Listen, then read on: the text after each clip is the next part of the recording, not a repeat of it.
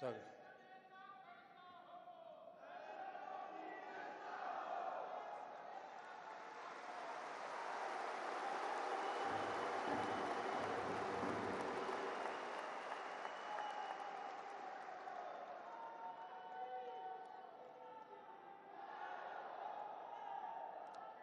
सगळ्या गोवंकरांक माये मोगाच्या युवकात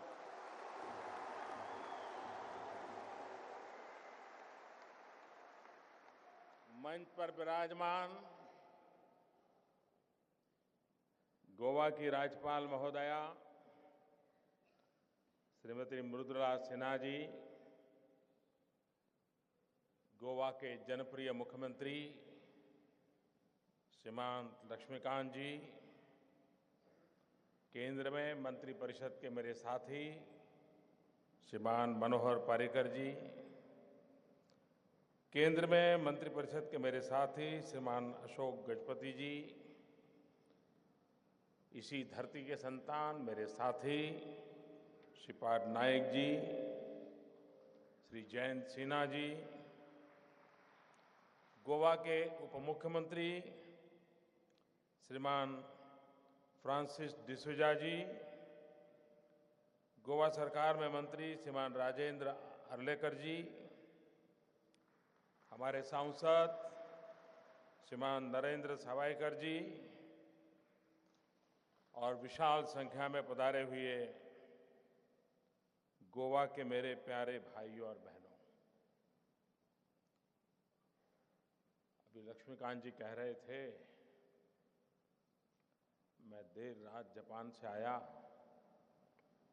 और सुबह आपकी सेवा में हाजिर हो गया।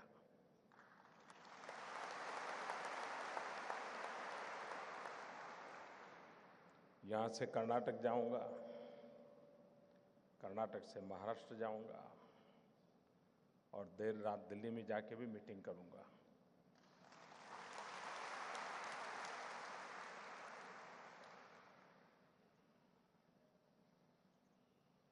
प्रधानमंत्री बनने के बाद भारत के किसी राज्य में एक रात्रि से ज्यादा अगर मैंने कहीं मुकाम किया तो गोवा में किया।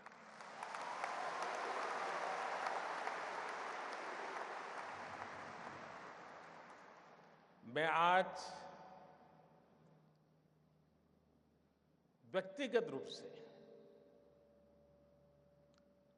गोवा के लाखों नागरिकों का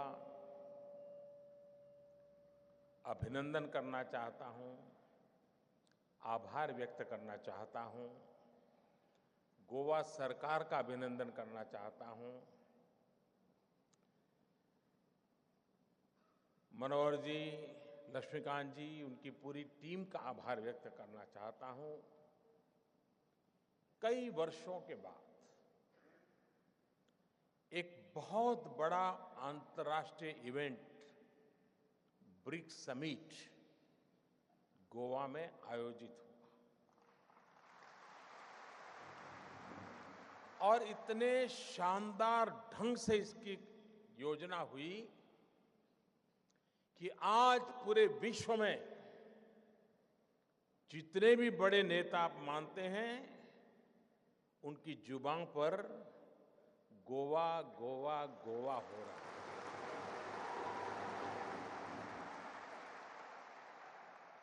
और इसलिए मैं सभी गोवा वासियों की, गोवा सरकार की, मुख्यमंत्री जी, मनोहर जी, उनके सभी साथियों की जी भर के सराहना करता हूं, अभिनंदन करता हूं, क्योंकि इससे सिर्फ गोवा की नहीं, पूरे हिंदुस्तान की इज्जत बढ़ी है, पूरे हिंदुस्तान का गौरव बढ़ा है और आपके कारण बढ़ा है। तो आप स्वाभाविक अभिनंदन के अधिकारी हैं। भाइयों बहनों, मेरे लिए खुशी की बात है आपने देखा होगा कि गोवा में राजनीतिक अस्थिरता की बीमारी इस प्रकार से गोवा को बर्बाद कर दिया। पता नहीं क्या क्या होता था, आपको मालूम है। कभी इधर तो कभी उधर, तो कभी इधर तो कभी उधर।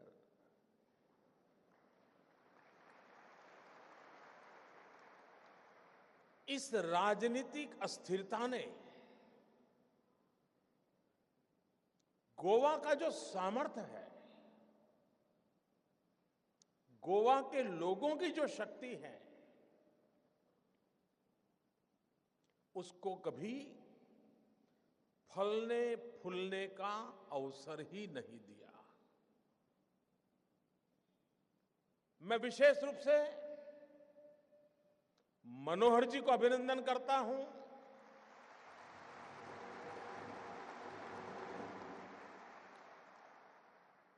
कि उन्होंने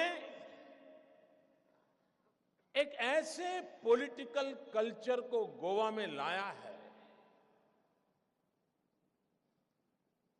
इसके कारण उनको सहन भी करना पड़ा है, उनको अच्छे अच्छे मित्र गंवाने भी पड़े हैं, लेकिन एकमात्र इरादा गोवा को नई ऊंचाइयों पर ले जाना। और इसलिए गोवा में पॉलिटिकल स्टेबिलिटी 5 साल तक एक सरकार चले, नीतियों के आधार पर चले, गोवा के विकास के लिए चले, लोक कल्याण के हित के लिए चले, ये उन्होंने करके दिखाया है। और 2012 से 2017 की स्थिरता का लाभ भरपूर मात्रा में गोवा को प्राप्त हुआ है। और इसलिए मैं यहां दोनों पार्टियां जो मिलकर के सरकार चला रही है, और सबसे बड़ी बात पॉलिटिकल स्टेबिलिटी दी है, इसके लिए, क्योंकि स्थिर सरकार चुनना ये जनता के हाथ में होता है, और गोवा की जनता ने स्थिर सरकार की ताकत को समझा है। इसलिए मैं उनको बहुत बहुत अभिनंदन देता हूं, उनका वंदन करता हूं। मुझे आज इतनी खुशी हो रही है इस बात की, मैं प्रधानमंत्री हूं, लेकिन सबको मालूम है मैं किस पार्टी से हूं। लक्ष्मीकांत जी मुख्यमंत्री हैं, सबको मालूम है किस पार्टी से हैं। मनोहर जी मेरे साथी हैं, सबको मालूम है किस पार्टी से हैं। हम एक दूसरे की तारीफ करें तो लोगों को लगेगा ठीक है भाई, आप तो बोलेंगे ही ना। लेकिन मुझे खुशी हुई कि एक सप्ताह के पहले एक इंडिपेंडेंट एजेंसी ने, एक बहुत बड़े मीडिया हाउस ने हिंदुस्तान के छोटे राज्यों के हालत का जायजा लिया, अलग अलग पैरामीटर पर सर्वे किया, और आज मुझे खुशी हो रही है कि मेरे इन साथियों ने छोटे राज्यों में गोवा को एक चमकते सितारे की तरह पेश कर दिया है। देश के सभी छोटे राज्यों में, देश के सभी छोटे राज्यों में तेज गति से, चाहे सोशल सिक्योरिटी का मसला हो, स्वास्थ्य का मसला हो, इंफ्रास्ट्रक्चर का क्षेत्र हो, गोवा को तेज गति से नई ऊंचाइयों पर ले गए हैं, और गोवा नंबर 1 बना है। मैं बहुत बहुत, और इसमें गोवा वासियों का योगदान है ही है, उसके बिना ये संभव नहीं होता। और इसलिए मैं आज इस अवसर पर जितना अभिनंदन करूं, जितना धन्यवाद करूं, उतना कम है। मैं जब गुजरात में मुख्यमंत्री था, मनोहर जी यहां मुख्यमंत्री थे, तो मैं एक सीक्रेट बताता हूं आपको।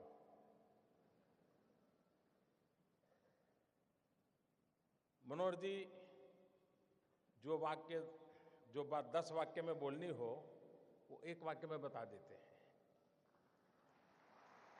तो कभी कभी समझने में भी कठिनाई होती है। तो वो मानते हैं कि आपने समझ लिया, वो IITian है, मैं बड़ा सामान्य इंसान हूं। लेकिन मैं जब गुजरात में था, तो जब मैं योजनाओं का अध्ययन करता था मुख्यमंत्री के नाते, और मैं देख रहा था कि यहां के गरीब से गरीब व्यक्ति की मुसीबतों को वो कैसे समझते हैं और उसके रास्ते कैसे खोजते हैं। हर योजनाएं, बाद में लक्ष्मीकांत जी ने भी इसको आगे बढ़ाया। जब मैं देखता था गृह आधार योजना, वार्षिक 3 लाख से कम आय वाले जो महिलाएं हैं, उनको 1500 रुपये की मदद। देश में कई राज्यों को पता तक नहीं होगा कि गोवा में ऐसी योजना शुरू की गई थी।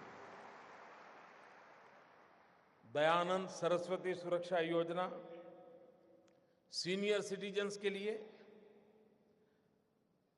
करीब 1.5 लाख सीनियर सिटीजन को इसका लाभ मिलता है, प्रति मास 2000 रुपये।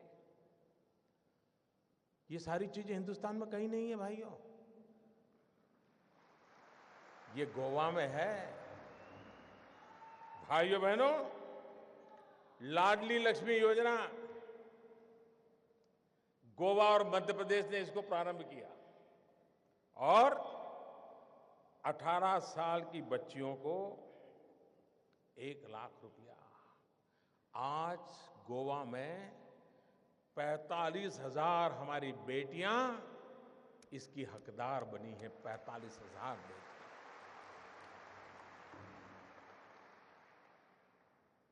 गोवा ने एक बहुत बड़ा काम किया। देखिए, मनोहर जी और लक्ष्मीकांत जी की दूरदृष्टि देखिए। आज यहां इलेक्ट्रॉनिक सिटी का शिलान्यास हो रहा है, लेकिन इसके पहले इस काम को सफल करने के लिए हमें कैसा युवा धन चाहिए, कैसी यंग जनरेशन चाहिए, इसको ध्यान में रखते हुए इन दोनों महाशयों ने साइबर स्टूडेंट योजना के द्वारा हमारे यहां के नौजवानों को डिजिटल दुनिया से जोड़ने का एक बड़ा अभियान चलाया। ये दीर्घदृष्टि के लिए मैं उनको बधाई देना चाहता हूं।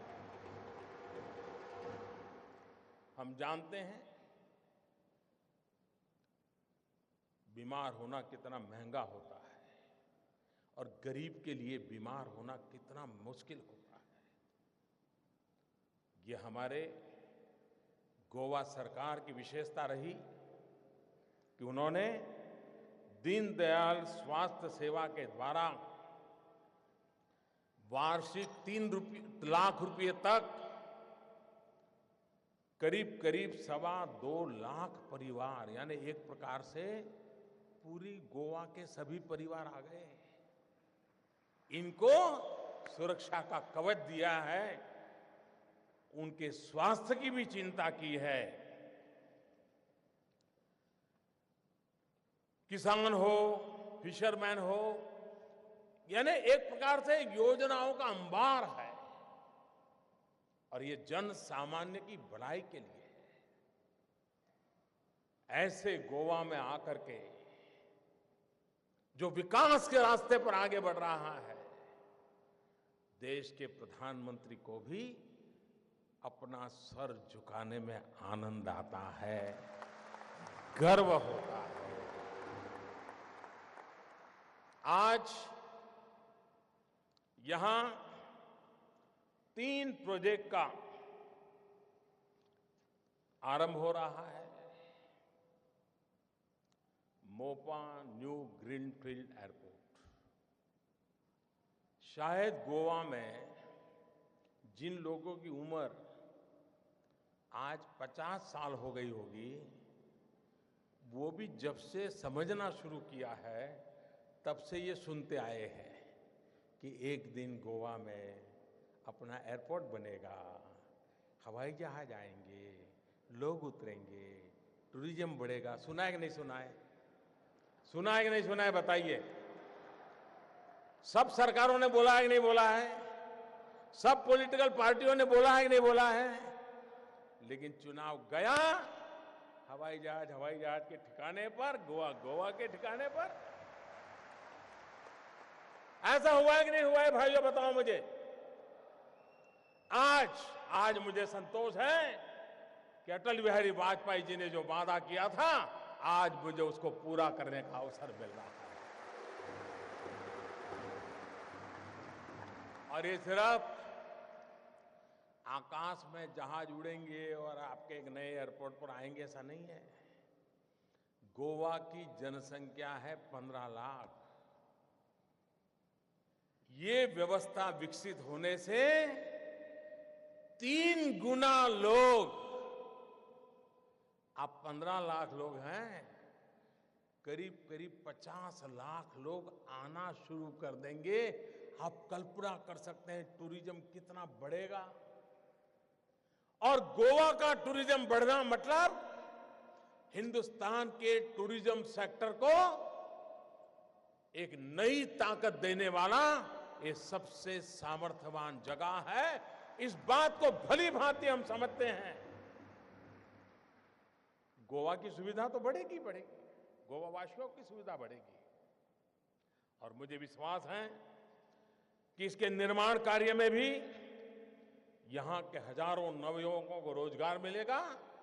और निर्माण होने के बाद यहां की इकोनॉमी को, यहां के टूरिज्म को एक बहुत बड़ा अवसर इस गोवा को मिलने वाला है, ये मैं साफ देख रहा हूं।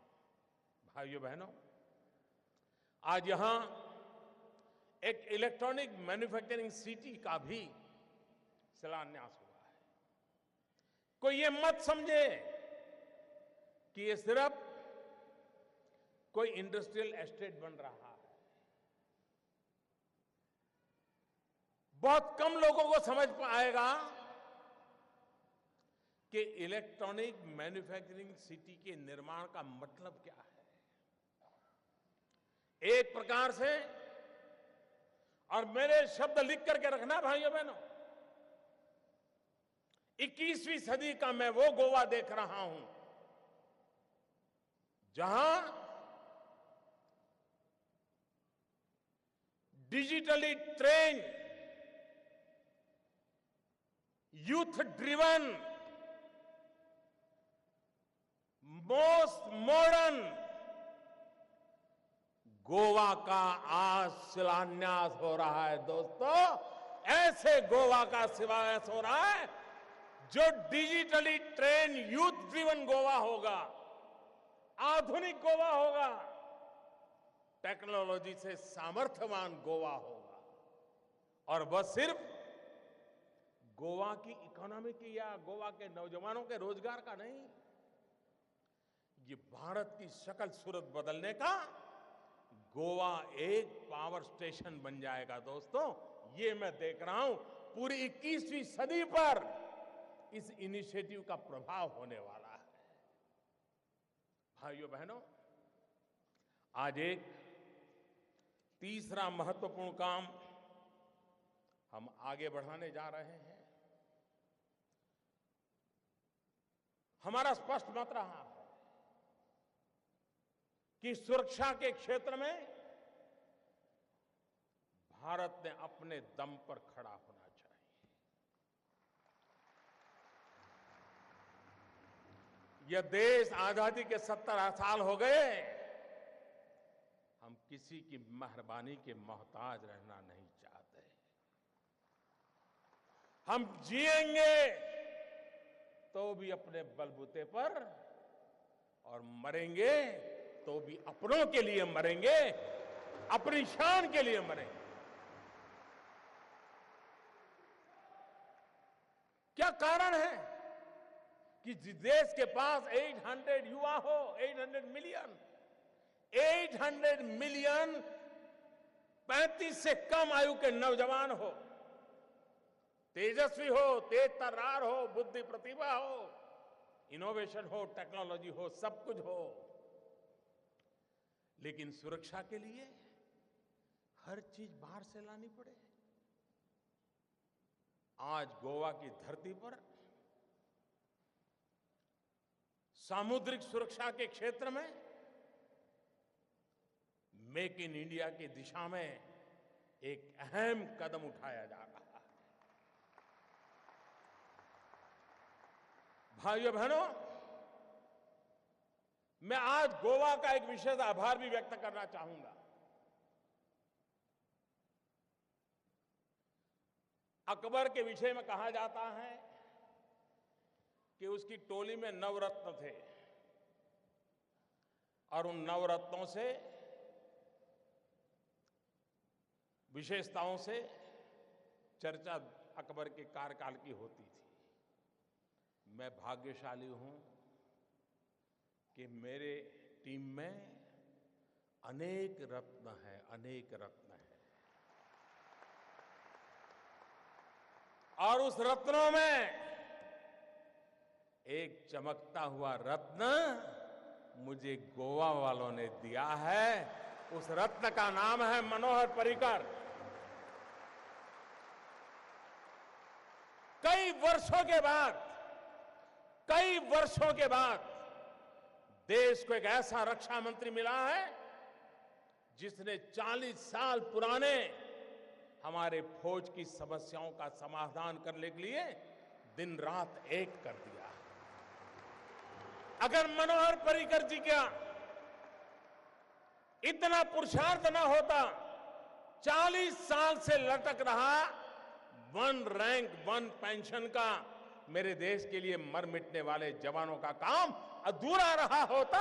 मैं मनोहर जी को बधाई देता हूं और आपका आभार व्यक्त करता हूं कि आपने मुझे मनोहर जी दिए। ऐसा सामर्थ्यवान देश का कोई रक्षा मंत्री पिछले कुछ समय में ऐसा नहीं आया जिस पर कहीं न कहीं उंगली न उड़ी हो।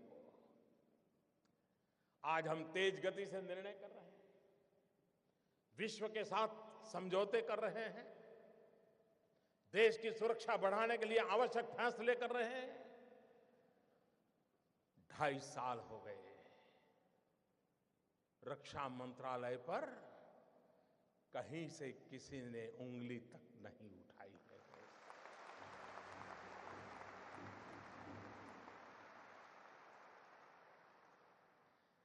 मैं मनोहर जी का तो अभिनंदन करूंगा, मेरे साथी के नाते मुझे उत्तम साथी मिला है, लेकिन मैं गोवा वासियों का अभिनंदन करूंगा कि आपने मनोहर जी पैदा किए और देश के लिए आपने मनोहर जी दिए।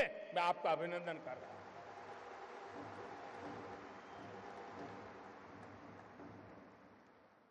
भाइयों बहनों, ये जो mine countermeasure vessel programme है MCMP, ये भारत की सामुद्रिक सुरक्षा में एक बहुत बड़ी अहम भूमिका अदा करने वाला काम है।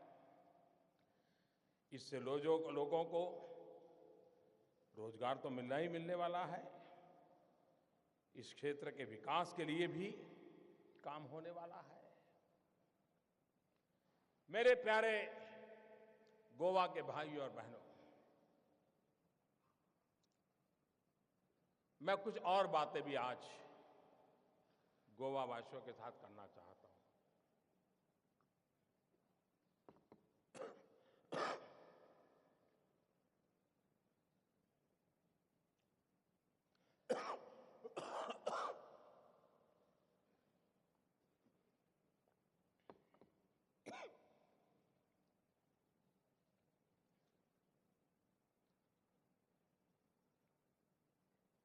8 तारीख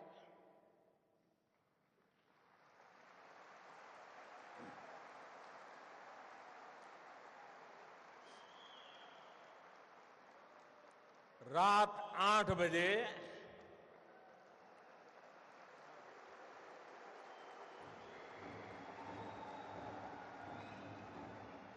देश के करोड़ों लोग सुख चैन की नींद सो गए।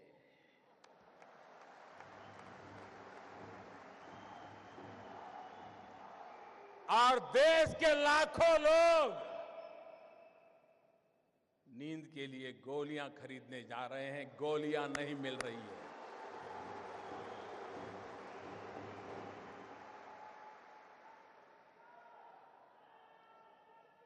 मेरे प्यारे देशवासियों, मैंने 8 तारीख रात को 8 बजे देश के सामने काले धन के खिलाफ,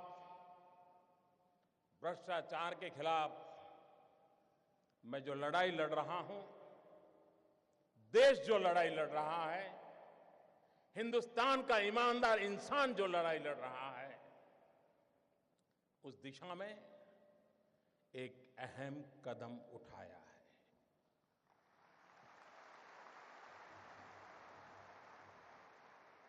लेकिन कुछ लोग हैं जो अपने ही ख्यालों में खोए रहते हैं।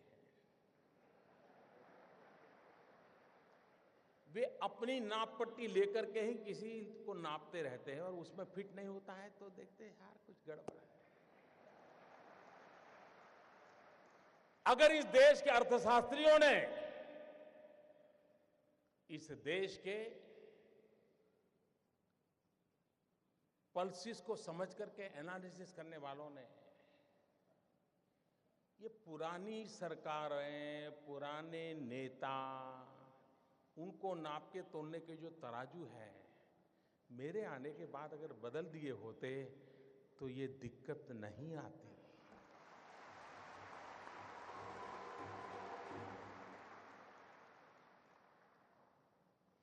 उनको समझ आना चाहिए था कि ऐसी सरकार देश ने चुनी है जिसके पास से देश की अपेक्षा है। आप मुझे बताइए भाइयों बहनों, 2014 में आपने वोट दिया था, भ्रष्टाचार के खिलाफ दिया था कि नहीं दिया था? आप मुझे बताइए, आपने एक काम करने के लिए मुझे कहा था कि नहीं कहा था? काले धन के खिलाफ काम करने के लिए आपने मुझे कहा था कि नहीं कहा था? आपने मुझे कहा था तो मुझे करना चाहिए कि नहीं करना चाहिए?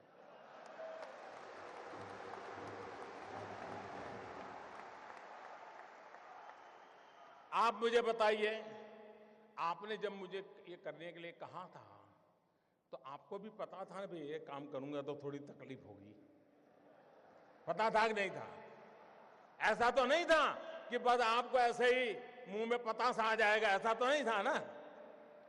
सबको मालूम था। ये सरकार बनने के तुरंत बाद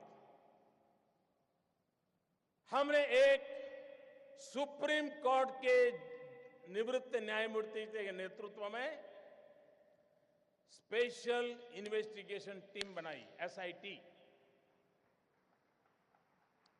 दुनिया में कहां कहां ये कारोबार चल रहा है, इस पर ये टीम काम कर रही है और हर 6 महीने वो सुप्रीम कोर्ट को रिपोर्ट कर रही है। ये काम पहले वाली सरकारें टालती रही थी, हमने किया था।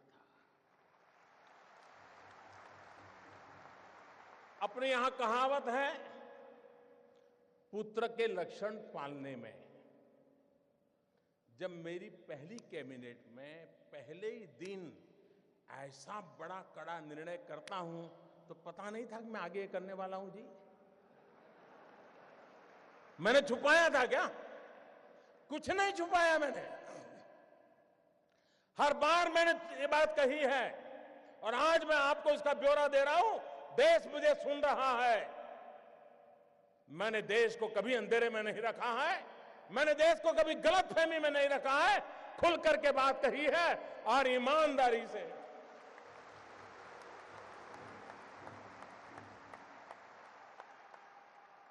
भाइयों बहनों, दूसरा जरूरी काम था दुनिया के देशों के साथ पिछले 50-60 साल में ऐसे एग्रीमेंट हुए थे कि जिसके कारण हम ऐसे बंध गए थे कि हम कोई जानकारियां ही नहीं पा रहे थे। हमारे लिए बहुत जरूरी था कि दुनिया के देशों से पुराने जो एग्रीमेंट है उसमें बदलाव करें, कुछ देशों के साथ नया एग्रीमेंट करें। अमेरिका जैसे देशों को मैं समझाने में सफल हुआ कि आप हमारे साथ एग्रीमेंट कीजिए और आपकी बैंकों में किसी हिंदुस्तानी का पैसा है, आता है या जाता है, हमें तुरंत पता चलना चाहिए। यह काम मैंने दुनिया के कई देशों के साथ किया है, कुछ देशों के साथ अभी भी चल रहा है, लेकिन विश्व में कहीं पर भी भारत की चोरी लूट का पैसा गया है तो उसकी तुरंत जानकारी मिले, इसका प्रबंध पुरजोश तरीके से हमने किया है। हम जानते हैं, आपको भी पता है कि दिल्ली के किसी बाबू का ये गोवा में फ्लैट बना हुआ है ना? मैं गोवा के बिल्डरों से मेरी शिकायत नहीं है, उनका तो काम है मकान बेचना, लेकिन गोवा में जिसकी 7 पीढ़ी में कोई गोवा रहता नहीं है, वो पैदा हुआ कहीं और, काम कर रहा है दिल्ली में, बड़ा बाबू है, फ्लैट खरीदा गोवा में। किसके नाम? खुद के नाम खरीदते हैं क्या? औरों के नाम से खरीदते कि नहीं खरीदते लोग? हमने कानून बनाया, जो भी बेनामी संपत्ति होगी, दूसरे के नाम की संपत्ति होगी, हम कानूनन अब उस पर हमला बोलने वाले। ये संपत्ति देश की है, ये संपत्ति देश के गरीब की है, और मेरी सरकार सिर्फ और सिर्फ देश में से गरीबों की मदद करना मेरा कर्तव्य मानती है और मैं उसको करके रहूंगा।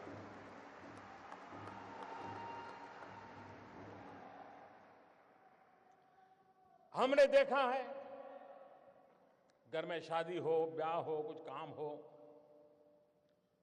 ज्वेलरी खरीदते हैं, बीवी का जन्मदिन हो, ज्वेलरी खरीदते हैं, कभी सोना खरीदते हैं, और ज्वेलर भी कोई बात नहीं, ले जाइए साहब, थैला भर करके ले आइए, ले जाइए, न बिल देना, न लेना, न कोई हिसाब रखना, कुछ नहीं साहब। चल रहा था कि नहीं चल रहा था? सब कैश चलता था कि नहीं चलता था? ये कोई गरीब लोग करते थे क्या? ये बंद होना चाहिए कि नहीं होना चाहिए? हमने नियम बनाया कि 2 लाख रुपए से ज्यादा अगर आप गहने खरीदते हैं, ज्वेलरी खरीदते हैं, तो आपको आपका पैन नंबर देना पड़ेगा ही। इसका भी विरोध हुआ था। आप हैरान होंगे, आधे से ज्यादा पार्लियामेंट के मेंबर, आधे से ज्यादा मुझे यह कहने के लिए आए थे कि मोदी जी ये नियम मत लगाओ, और कुछ लोगों ने तो लिखित में मुझे चिट्ठी लिखने की हिम्मत की है। जिस दिन मैं उसको पब्लिक में करूंगा, शायद पता नहीं वो अपने इलाके में जा पाएंगे कि नहीं जा पाएंगे।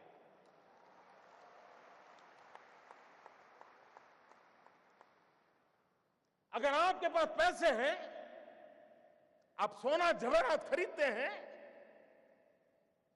हम इतना ही कहते हैं कि भाई आपका जो इनकम टैक्स का पैन नंबर है वो लिखवा दीजिए, पता तो चले कौन लेता है, पैसा कहां से आता है, कहां जाता है। भाइयों बहनों, ये 70 साल की बीमारी है और मुझे 17 महीने में मिटानी है।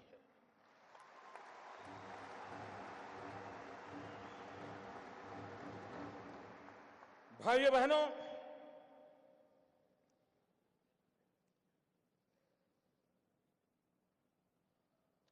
हमने एक और काम किया, पहले की सरकारों ने भी किया था। ये जो ज्वेलर्स है, क्योंकि ज्यादातर हमारे यहाँ सोना वगैरह की बात कर रहा, उन पर कोई एक्साइज ड्यूटी नहीं लगती थी। पहले सरकार ने लगाने की कोशिश की, बहुत कम लगाई थी, लेकिन सारे ज्वेलरों की संख्या बहुत कम है। एक गांव में एक आध दो ही होते हैं, बड़े शहर में 50-100 होते हैं, लेकिन उनकी ताकत बड़ी गजब है साहब। अच्छे अच्छे एमपी उनके जेब में होते हैं।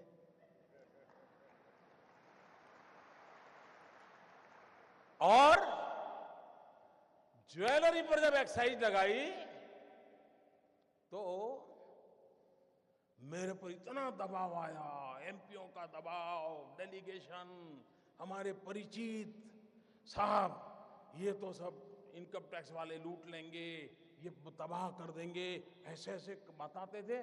मैं भी डर गया कि यार मैं ये करूंगा पता नहीं क्या हो जाएगा। मैंने कहा ऐसा करो भाई, 2 कमेटी बनाते हैं, वार्ता करेंगे, चर्चा करेंगे। सरकार की तरफ से उनको भरोसा था, ऐसे एक्सपर्ट कमेटी बनाई। पहले वाली सरकारों को ये प्रयास वापस लेना पड़ा था। साहब मैं ईमानदारी से देश चलाना चाहता हूं, मैंने वापस नहीं लिया। मैंने ज्वेलरों को विश्वास दिलाया कोई आपसे ज्यादती नहीं करेगा, और अगर कोई इनकम टैक्स वाला ज्यादती करता है, आपने मोबाइल फोन से उसका रिकॉर्डिंग कर लीजिए, मैं उसके खिलाफ काम करूंगा। ये कदम हमने उठाया था। जिनको पता हो, ये सारा देख करके समझ नहीं आता था क्या मोदी क्या करेगा आगे। लेकिन अगर आप अपनी दुनिया में इतने मस्त थे कि और पॉलिटिकल पार्टी की तरह ये भी आकर के चला जाएगा, मैं भाइयों बहनों कुर्सी के लिए पैदा नहीं हुआ।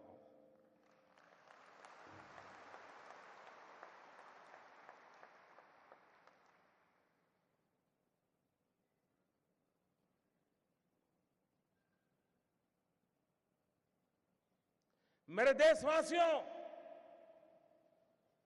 मैंने घर, परिवार,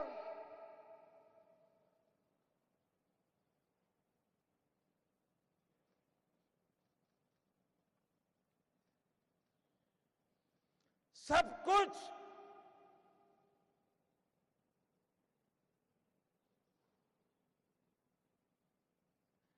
देश के लिए छोड़ा है।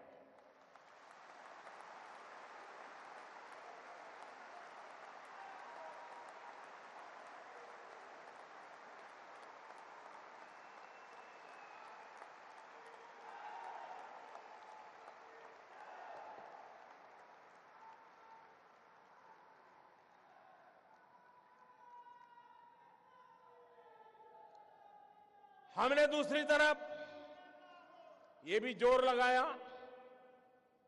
अच्छा कुछ लोग होते हैं मजबूरन कुछ गलत करना पड़ा हो। सब लोग बेईमान नहीं होते जी, सब लोग चोर भी नहीं होते कि मजबूरन कुछ करना पड़ा होता है। वे अगर उनको मौका मिले तो सही रास्ते पर आने को तैयार होते हैं, और ये संख्या बहुत बड़ी होती है। हमने लोगों के सामने स्कीम रखी कि अगर आपके पास ऐसे बेईमानी के पैसे पड़े हैं, गलत पैसे पड़े हैं, तो आप इस कानून के तहत जमा करा दीजिए, इतना दंड भर दीजिए। उसमें भी मैंने कोई माफी नहीं दी। लेकिन व्यापारी लोग चीजों को समझने में बड़े होशियार होते हैं। उनको समझ में आ गया कि ये मोदी है, कुछ गड़बड़ करेगा। आपको जान करके खुशी होगी, आजादी के 70 साल में ऐसी योजनाएं कई बार आई। पहली बार 67,000 करोड़ रुपीज लोगों ने आकर के दंड समेत जमा कर दिए साहब। और 2 साल में टोटल सर्वे के द्वारा, रेड के द्वारा, डिक्लेरेशन के द्वारा 1.25 लाख करोड़ रुपया जो कहीं हिसाब में नहीं था, वो सरकारी खजाने में जमा हुआ है भाइयों। 1.25 लाख करोड़ का हिसाब आया है। ये 2 साल में किए हुए काम का मैं हिसाब आज गोवा की धरती से पूरे देश को दे रहा हूं मेरे भाई बहन।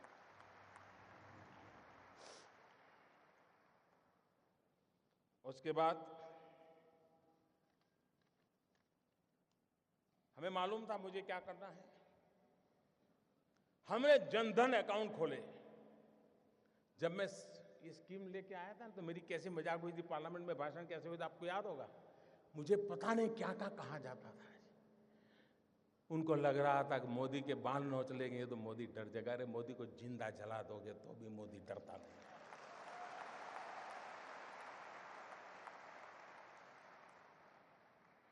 उसके बाद हमने प्रारंभ में आकर के एक काम लिया, प्रधानमंत्री जनधन योजना के द्वारा गरीब से गरीब का बैंक अकाउंट खोलना।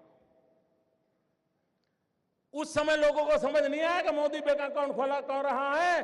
अब लोगों को समझ आएगा कि इस बैंक अकाउंट का क्या फायदा होने वाला है। करीब करीब 20 करोड़ से ज्यादा लोग गरीब लोगों के बैंक अकाउंट खोले और हिंदुस्तान में अमीर लोगों के जेब में बटवे में भांति भांति बैंक को क्रेडिट और डेबिट कार्ड होते हैं। गरीब तो बेचारा सोच ही नहीं सकता था ऐसा भी कोई कार्ड होता है, कार्ड से मिल जाता है कुछ, पता नहीं था उसको। भाइयों बहनों, प्रधानमंत्री जनधन योजना के लिए बहन के खाते खोले ऐसा नहीं, इस देश के 20 करोड़ लोगों को हमने रुपए कार्ड दिया है, डेबिट कार्ड दिया है और यह आज से 1 साल पहले किया हुआ है।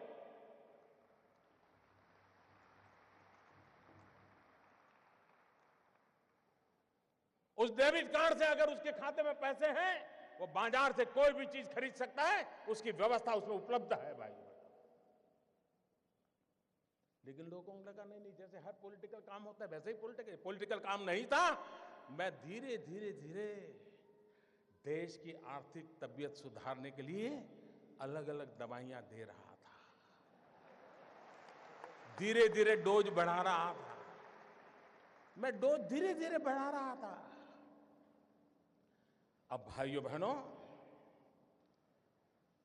मेरे देश के गरीबों की अमीरी देखिए। मैंने तुमको कहा था कि 0 अमाउंट से आप खाता खोल सकते हैं। एक बार आपका बैंक में पैर आना चाहिए बस। ये आर्थिक व्यवस्था में कहीं आप भी होने चाहिए। लेकिन मेरे देश के गरीबों की अमीरी देखिए दोस्तों। ये आज जो अमीर लोग रात को सो नहीं पाते हैं ना, गरीबों की अमीरी देखिए दोस्तों। मैंने तो कहा था कि 0 रकम से आप बैंक अकाउंट खोल सकते हैं, लेकिन मेरे देश के गरीबों ने बैंकों में जनधन अकाउंट में 45,000 करोड़ रुपया जमा करवाया दोस्तों। 45,000 करोड़ रुपया। यह देश के सामान्य मानवी की ताकत को हम पहचाने। 20 करोड़ परिवारों को रुपए कार्ड दिया। फिर भी कुछ लोग मानते ही नहीं थे। उनको लगता था यार कोई राजनीतिक गोटी बिठा देंगे तो हो जाएगा मामला। हमने एक बहुत बड़ा सीक्रेट ऑपरेशन किया। मनोहर जी वाला तो मैं नहीं कर सकता हूं।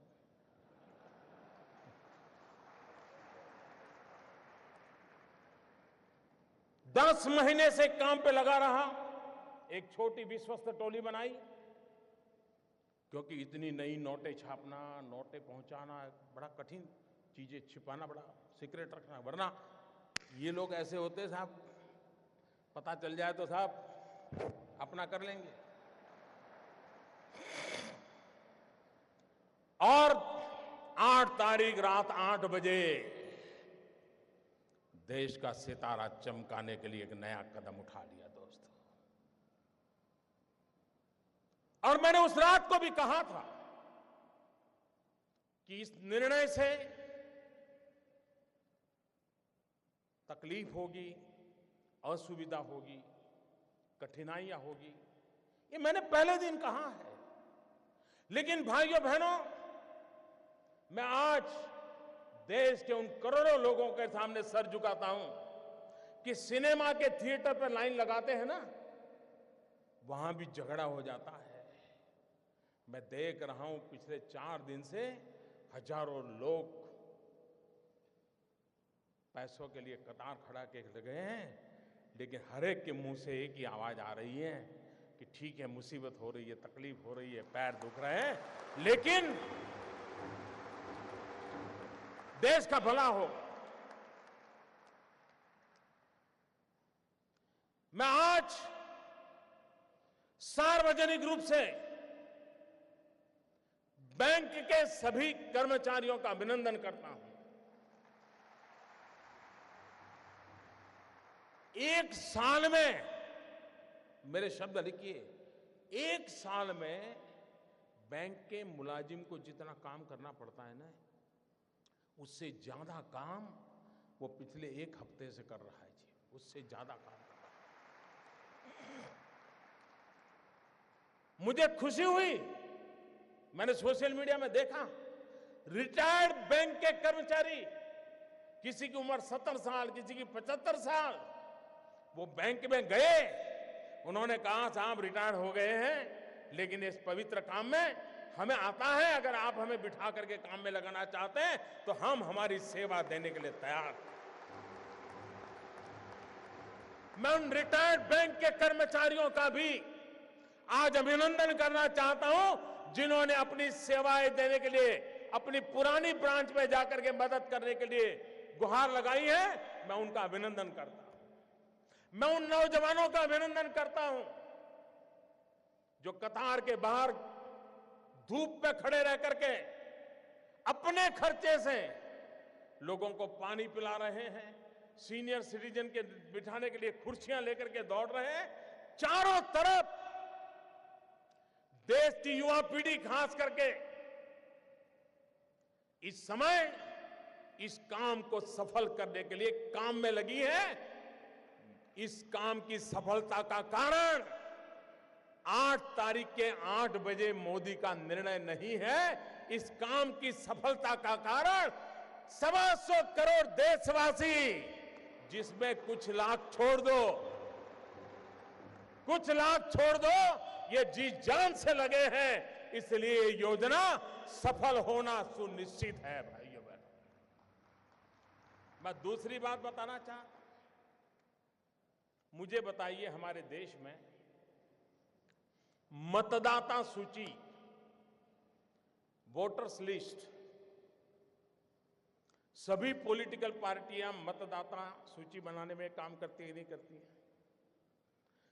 सरकार की सभी लोग काम करते हैं कि नहीं करते हैं? सारे टीचर्स करते हैं कि नहीं करते हैं?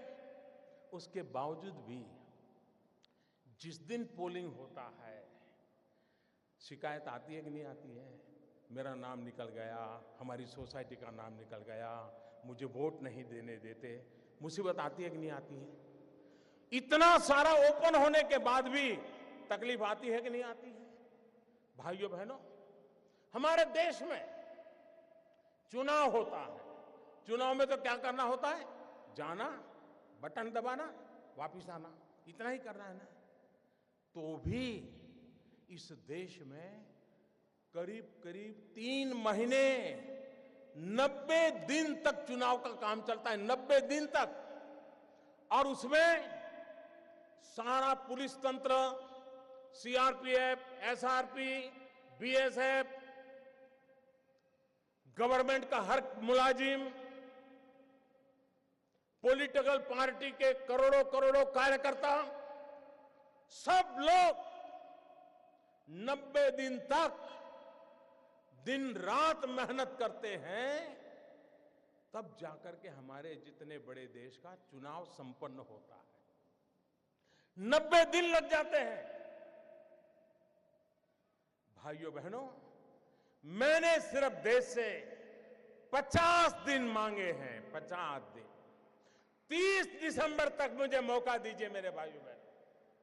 अगर 30 दिसंबर के बाद कोई मेरी कमी रह जाए, कोई मेरी गलती निकल जाए, कोई मेरा गलत इरादा निकल जाए, आप जिस चौराहे में मुझे खड़ा करेंगे, मैं खड़ा होकर के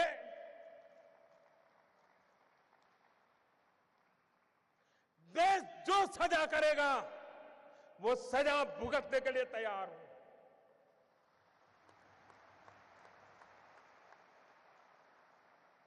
लेकिन मेरे देशवासी, दुनिया आगे बढ़ रही है, भारत की ये बीमारी देश को तबाह कर रही है। 800 मिलियन 65% 35 से कम उम्र वाले नौजवान, उनका भविष्य दांव पर लगा है। उसलिए मेरे भाइयों बहनों, जिनको राजनीति करनी है करें, जिनका लूट चुका है वो रोते रहे, गंदे आरोप लगाते रहे, लेकिन मेरे ईमानदार देशवासियों, आइए मेरे साथ चलिए। सिर्फ 50 दिन, 30 दिसंबर के बाद मैं आपने जैसा हिंदुस्तान चाहा है वो देने का वादा करता हूं मेरे दोस्त।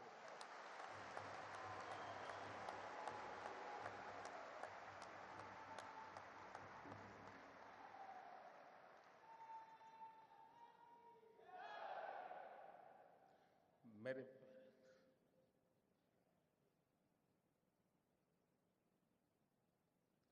किसी को तकलीफ होती है, पीड़ा मुझे भी होती है। ये मुद्दा मेरे अहंकार का नहीं है।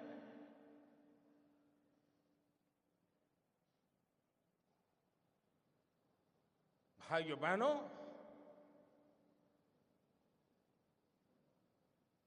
मैंने बुराइयों को निकट से देखा है।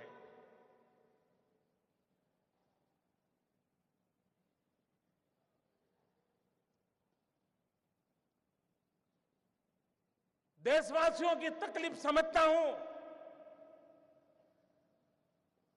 उनकी मुसीबत समझता हूं, लेकिन ये कष्ट सिर्फ 50 दिन के लिए है। 50 दिन के बाद हम सफाई में सफल हो गए, और एक बार सफाई हो जाती है ना, तो छोटा मोटा मच्छर भी नहीं आता है मेरे प्यारे भाई, ना छोटा मोटा मच्छर भी नहीं।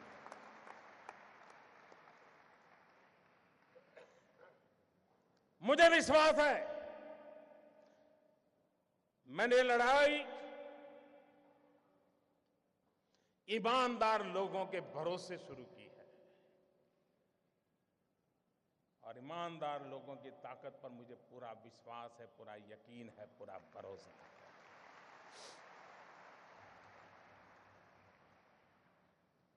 और आप कल्पना नहीं कर सकते कैसे कैसे लोगों का डूब रहा है। मां गंगा को भी आश्चर्य हो रहा है। कल जो चवन्नी नहीं डालते थे, आज वो नोटे बहाने आ रहे हैं। वो गरीब विधवा मां मोदी को आशीर्वाद देती है कि बेटा, कभी बेटा या बहू देखते नहीं थे, कल आए थे 2.5 लाख बैंक में जमा कराने के लिए। उन गरीब विधवा माओं के आशीर्वाद देश की सफलता के यज्ञ को आगे बढ़ाएंगे। और आपने देखा कैसे कैसे लोग 2G स्कैम, कोयला स्कैम, अरबों खरबों, मालूम है ना साहब, मालूम है ना। आज 4,000 रुपया बदलने के लिए लाइन में खड़े रहना पड़ता है जी।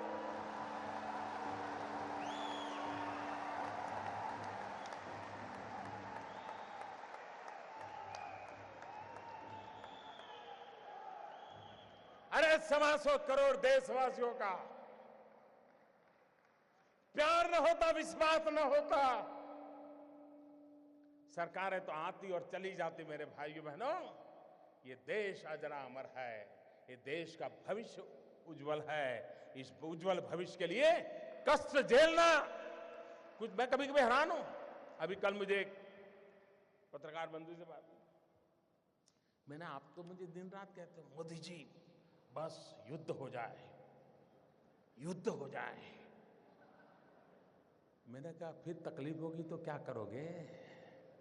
बिजलियां बंद हो जाएगी, चीजें आना बंद हो जाएगी, रेलवे कैंसिल हो जाएगी, रेलवे में फौज के लोग जाएंगे, आप नहीं जा पाएंगे, तब क्या करोगे? अच्छा, बोले ऐसा होता है। कहना बड़ा सरल होता है भाई, उपदेश देना बड़ा सरल होता है। जब निर्णय करते हैं तब उसके साथ चलना सामान्य मानवी की कोई तकलीफ नहीं होती है। मैं देशवासियों को एक और कहना चाहता हूं। इन दिनों बहुत लोगों की इस भ्रष्टाचार या काले धन के मुद्दे पर बोलने की हिम्मत नहीं है, क्योंकि जो भी बोला है पकड़ा जाता है कि यार तुझ कुछ दान में काला है। हर कोई हंसते हुए चेहरे बोल रहा है, नहीं नहीं मोदी जी ने अच्छा किया, अच्छा किया।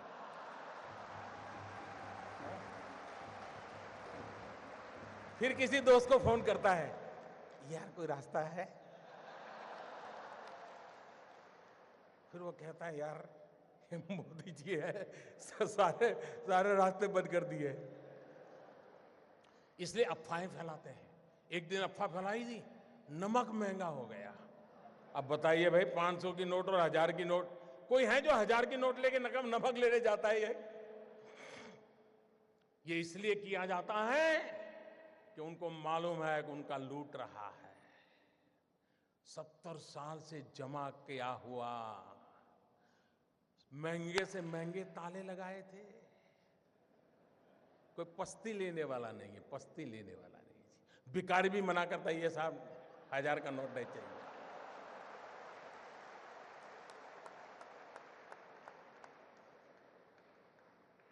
भाइयों बहनों, ईमानदार को कोई तकलीफ नहीं है। कुछ लोग अपनी नोट कहते हैं, मुझे सच मालूम नहीं, लेकिन चर्चा चल रही है, कहते 450 में बेच रहा है, कोई 500 की नोट, कोई 300 में दे रहा है।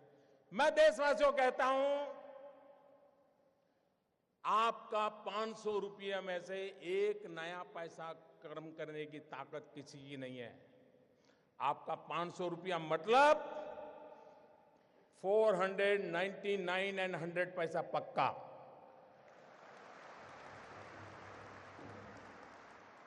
ऐसा किसी कारोबार में आप लिप्त मत होइए। कुछ बेईमान लोग अपने लोगों को कह देते, जाओ लाइन में खड़े हो जाओ, 2-2 हजार का करवा लो यार, मेरा थोड़ा बहुत बच जाएगा।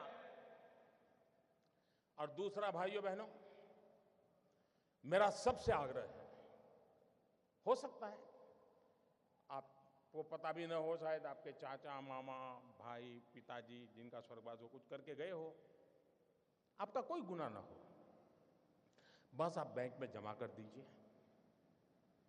जो भी दंड देना है दंड दे दीजिए। आप मुख्य धारा में आ जाइए, सबका भला है। और एक बात और कहता हूं, कुछ लोग अगर ये मानते हो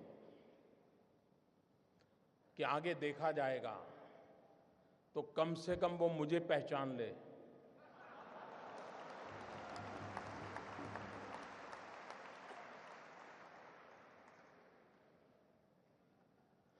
देश आजाद हुआ तब से अब तक का आपका कच्चा चिट्ठा मैं खोल दूंगा।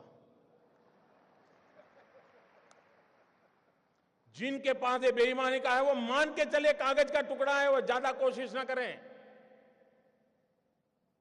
ज्यादा कोशिश ना करें, वरना सरकारी मैं इसके लिए अगर 1 लाख नए लड़कों को नौकरी देनी पड़ेगी तो दूंगा, और कोई इसी काम में लगाऊंगा।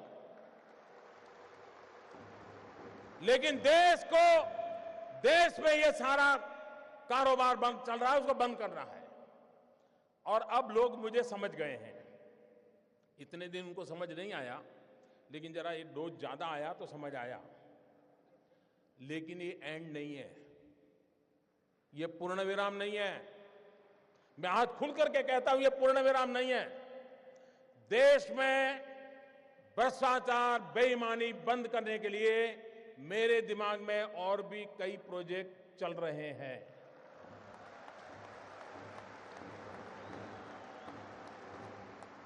ये आने वाले हैं, ये ईमानदार लोगों के लिए मैं कर रहा हूं जी, देश के गरीब लोगों के लिए कर रहा हूं, मेहनत करके जिंदगी गुजार रहे हैं, उनको अपना घर मिले, उनके बच्चों को अच्छी शिक्षा मिले, उनके घर में बुजुर्गों को अच्छी दवाई मिले, इसके लिए मैं कर रहा हूं।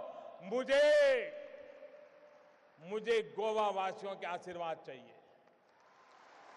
आप खड़े होकर के ताली बजा करके मुझे आशीर्वाद दें।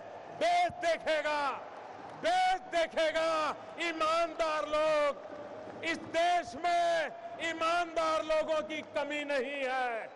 इस देश में ईमानदार लोगों की कमी नहीं है। आइए ईमानदारी के इस काम में मेरा साथ दीजिए। शाबाश मेरे गोवा के प्यारे भाइयों बहनों, मैं आपका सर झुका करके नमन करता हूं। ये सिर्फ गोवा नहीं, ये हिंदुस्तान के हर ईमानदार की आवाज है। हिंदुस्तान के हर ईमानदार की आवाज है। भाइयों बहनों, मैं जानता हूं मैंने कैसे कैसी ताकतों से लड़ाई मोल ली है। मैं जानता हूं कैसे कैसे लोग मेरे खिलाफ हो जाएंगे। मैं जानता हूं 70 साल का उनका मैं लूट रहा हूं। मुझे जिंदा नहीं छोड़ेंगे, मुझे बर्बाद करके रहेंगे। उनको जो करना है करे। 50 साल भाइयों बहनों, 50 दिन मेरी मदद करे। देश 50 दिन मेरी मदद करे। जोर से तालियों के साथ मेरी इस बात को स्वीकार कीजिए आप।